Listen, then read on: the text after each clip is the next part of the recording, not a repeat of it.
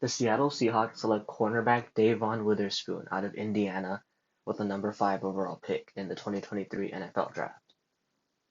And this pick I actually find very interesting because pre-draft we heard Pete Carroll say they don't expect to be picking this high again and that they were going to make a statement pick.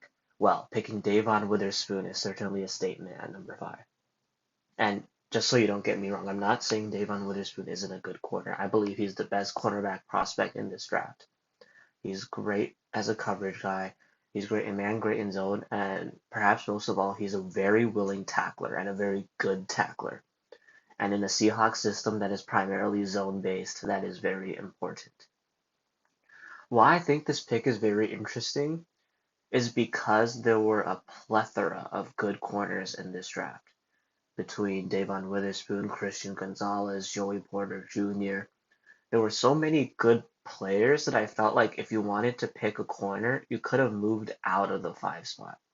I think moving out of the top 10 might have still net you a corner. And I understand that maybe the Seahawks had Devon Witherspoon rated much higher than all the other corners.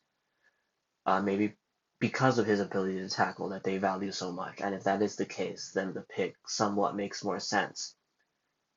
But I just think that in a case where most other teams would have many of these cornerbacks rated the same, moving out of the top 5, maybe into around the 10 spot, getting more draft capital, and then still picking Devon Witherspoon would have been an option.